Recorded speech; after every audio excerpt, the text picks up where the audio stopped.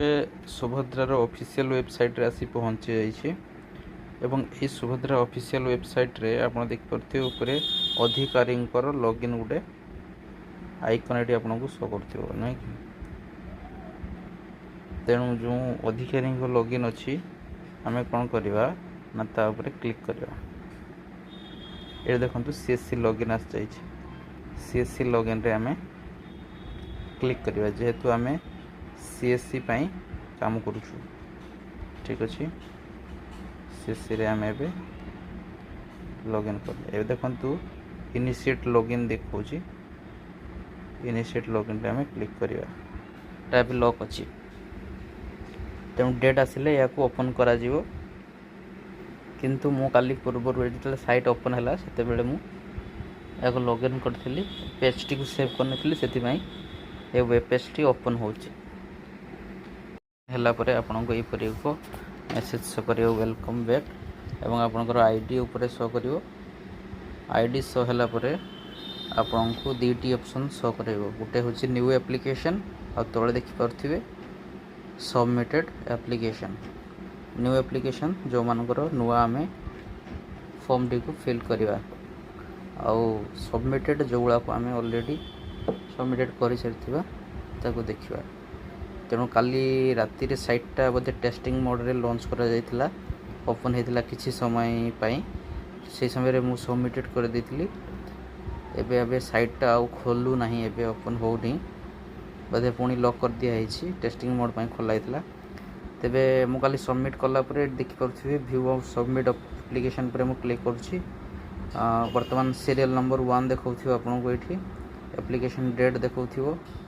Enrolment number application applicant name देखेबो father आउ husband जार नाम थी आधार में एवं केवाईसी देखि परथिबो केवाईसी स्टेटस अप्रूव हो जाइछि एवं एक्शन रे जो फॉर्मटा आम सबमिट करथिबा ताको आम एटी व्यू कर परिबा एवं एक्नॉलेजमेंट जो केवाईसी अप्रूव होला परे एक्नॉलेजमेंट रिसीव गुटे बाहरिबो जोंडा कस्टमर को आम प्रिंट करके देवार हबो सेटा एथि आम नहीं पारिबा एपरी भाव में गोटे सबमिट है रसीद टी आसो या आम प्रिंट करी कस्टमर को ठीक अच्छे तो यहाँ मुझे काली ऑलरेडी प्रिंट कर सारी आप केवल व्यू कर दूसरी डेस्कटॉप मोड नु यहाँ मोबाइल में यूज करुँची इंटरफेस शो करुँची देखिपे तेणु मु बैक कर पलि आसली पुणी बैक कर पलि आसबी एबे देखंतु मु पुणी होम पेज डैशबोर्ड रे पहुँची गली ये आम न्यू एप्लिकेशन सबमिट करवा किंतु एबे साइट जेहेतु लॉग अच्छी ओपन होनी जेहेतु मु काली लॉगिन करथिली तेणु एटा से जगह मु या होम बुक मार्क रे सेव कर रखिली तेणु सेतिकी बाट पर्यंत ये ऑलरेडी सेव हो गई तेणु मु देखुची देखंतु केमती करिवे एठी आम प्रथमे क्लिक कले न्यू एप्लिकेशन उपरे जो कस्टमर आम केवाईसी करवा केवाईसी करवा सुभद्रा रे प्रथम आधार नंबर टी आम फिलअप करवा यहाँ तो केवल फीमेल मानक मेल पाई नुह तेणु मु डेमो बेस रे केवल मोर निजर आधारटा देखौची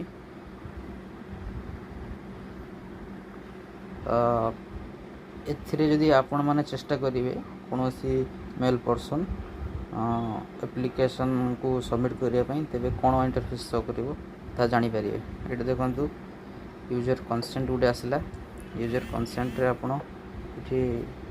आधार धारक एहा द्वारा मोर सम्मति देउछि जे ओडिशा सरकारकर महिला और शिशु विकास विभाग एवं ओकाक माध्यम मोर आधार संख्या और तथ्य बायोमेट्रिक ओटीपी व्यवहार करी यूआईडीएआई सहित संपृक्ति प्रमाणित करबा पई आमको यही कथा जणाइथिले जे मोर बायोमेट्रिक तथ्य गुड़िक संग्रह किंबा आगको अन्य को दिया जीवा नहीं एवं एहाकू ग्राहक चिन्ह प्रमाणित पाई केवल सीआईडीआर को पठाजिब सफल दिया निया परे महिला और शिशु विकास विभाग मते जणाइछन्ति जे सेमाने ई केवाईसी जथा मोर नाम जन्म तारीख लिंग फोटो और ठिकाना प्राप्त करिवे मु महिला और शिशु विकास विभाग मते आवश्यक सेवा पाई आपनक सहित संपृक्ति प्रमाणित करिवारे कौनसी आपत्ति नहीं एवं एहाको पूरापूरी रूपे बुझिबाकू समर्थ होइछि जे दिया जाइथिबा और प्राप्त होइथिबा सूचना को उपयुक्त उद्देश्य पाई ଏବଂ ଅନ୍ୟ କିଛି ପାଇଁ ବ୍ୟବହାର କରାଯିବ ନାହିଁ।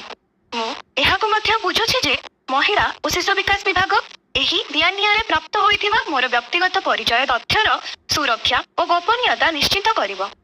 ମୁଁ ବ୍ୟାଙ୍କ ଆକାଉଣ୍ଟ ଧାରକ ମୋର ଆଧାର ସକ୍ଷମ ଏକକ ଏବଂ ଡିବିଟି ସକ୍ଷମ ବ୍ୟାଙ୍କ ଆକାଉଣ୍ଟ ବିରୋଧରେ ଆଉ ଏକ ଡେବିଟ୍ ଓ ଏଟିଏମ୍ କାର୍ଡ ଦେବା ପାଇଁ ମହିଳା ଓ ଶିଶୁ ବିକାଶ ବିଭାଗ ଓଡ଼ିଶା ସରକାରଙ୍କୁ ମୋର ସମ୍ମତି ଦେଉଛି। ମୋର ଆଧାର ପଞ୍ଜୀକୃତ ଏବଂ ଡିବିଟି ସକ୍ଷମ ବ୍ୟାଙ୍କ ଆକାଉଣ୍ଟରେ ଲାଭପ୍ରାପ୍ତ ପାଇଁ ଓଡ଼ିଶା ସରକାର ମହିଳା ଓ ଶିଶୁ ବିକାଶ ବିଭାଗକୁ ମୁଁ ମୋର ସମ୍ମତି ଦେଉଛି। ଦେଖିଲେ ଏଇ ଯେଉଁ ଟର୍ମ ଆଣ୍ଡ କଣ୍ଡିସନଟି ଥିଲା ତାକୁ ଆମେ ଯେଉଁଟା କହୁଛି ୟୁଜର କନସେଣ୍ଟ ବୋଲି ଲେଖା ହେଇଛି। ତେଣୁ ଏହାକୁ ଆମକୁ କ'ଣ କରିବା ପାଇଁ ପଡ଼ିବ, ଚେକ୍ କରିବା ପାଇଁ ପଡ଼ିବ।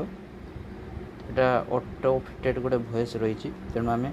ପ୍ରୋସିଡ୍ ଟୁ ଭେରିଫାଇ KYC ଉପରେ କ୍ଲିକ୍ କରିବା। ଦେଖିପାରୁଥିବେ ଯେତେବେଳେ ଆମେ କ୍ଲିକ୍ କରୁଛେ ଆମ ପାଖରେ KYC ଭେରିଫିକେସନ୍ର 3ଟା ମାଧ୍ୟମ ଖୋଲୁଛି ଅଥେଣ୍ଟିକେସନ୍ ପାଇଁ। ନମ୍ବର 1 ଆପଣଙ୍କର ଆଧାର OTP ବେସ୍ରେ କରିପାରିବେ ଏବଂ ଯାହାର ଆଧାର OTP ସମ୍ଭବ ହୋଇପାରୁନି ତାକୁ ଫିଙ୍ଗରପ୍ରିଣ୍ଟ ମାଧ୍ୟମରେ ମଧ୍ୟ